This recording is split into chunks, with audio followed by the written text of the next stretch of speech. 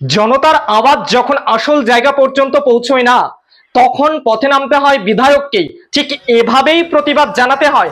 যে ছবি এই মুহূর্তে আপনার সামনে রেখেছি, দেখতেই পাচ্ছেন যে কিভাবে নোংরা কাদা গোলা জলে রীতিমতো শুয়ে পড়েছেন বিধায়ক।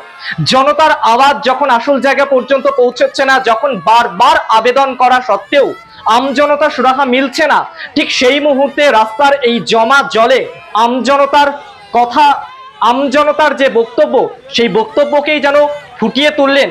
না, মুখে কোনো কথা তিনি বলেননি, বিধায়ক মুখে কোনো কথা বলেননি, কিন্তু এভাবেই প্রতিবাদ জানালেন তীব্রভাবে, নীরবে এভাবেই প্রতিবাদ জানালেন বিধায়ক বঙ্কিম ঘোষ। যতক্ষণ না পর্যন্ত এই জমা জল সরছে, ততক্ষণ পর্যন্ত বিধায়কের এই প্রতিবাদ জারি রয়েছে। যদিও বিধায়ক যেভাবে সাঁতার কাটছেন রাস্তাতে, সেই সাঁতার কাটা অবশ্য তিনি থামিয়েছেন, কারণ নোংরা জলে তিনি থাকলে যে কোনো রকমের মারাত্মক রোগ হতে পারে। মানুষজন তাকে বুঝিয়েছে, পথ চলতি মানুষজন তাকে বুঝিয়েছে, আর তারপরেই বিধায়ক তিনি এই জায়গা থেকে উঠেছেন। কিন্তু প্রতিবাদ, সেই প্রতিবাদ জারি রয়েছে।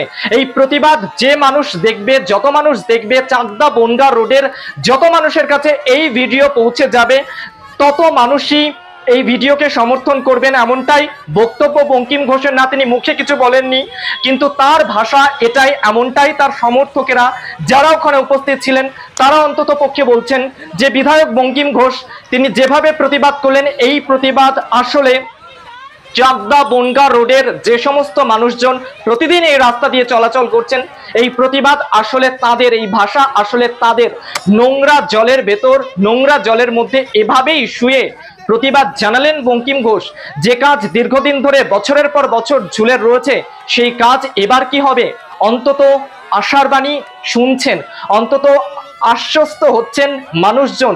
অন্তত বিধায়ক যেভাবে প্রতিবাদ করছেন, সেই প্রতিবাদের সৌজন্যেই এবার অন্তত মানুষের সুরাহা মিলতে পারে, এমনটাই বলছেন স্থানীয় মানুষজন।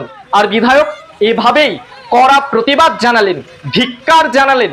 যেভাবে রাস্তায় এভাবে দিনের পর দিন জল জমে রয়েছে, আর এই জায়গাটা তো শুধুমাত্র নিছকই একটা দূরবর্তী কোনো জায়গা নয়, একেবারে স্টেশন সংলগ্ন জায়গা। স্টেশন মেরে কেটে এই জায়গা থেকে 10 পা বা 20 পা হতে পারে।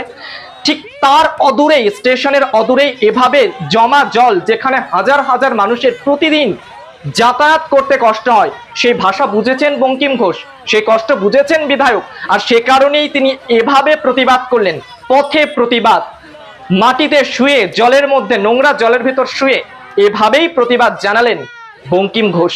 যে ভিডিও এই মুহূর্তে আপনার সামনে রেখেছি, দেখতেই পাচ্ছেন সেই ভিডিও।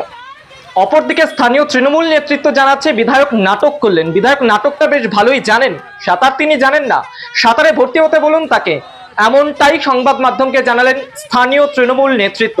আজকে 5 দিন ধরে 3টে পঞ্চায়েতের কেনা মোটর আমরা লাগিয়েছি। আজকে আবার 3টে, আমরা প্রকৃতি না থামলে মোটর লাগিয়ে তো লাভ হবে না। প্রকৃতি আজকে সকাল থেকে সেরেছে, সকাল থেকেই লাগানো।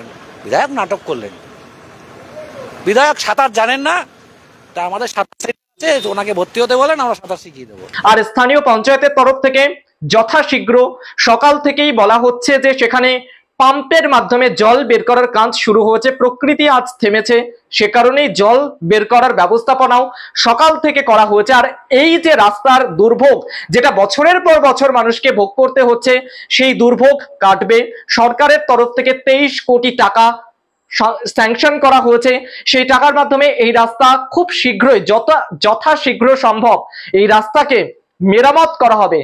জল যন্ত্রণা মানুষের কাটবে, জানাচ্ছেন স্থানীয় তৃণমূল নেতৃত্ব সংবাদ মাধ্যমকে। কি বলছেন তারা, শোনা যাক।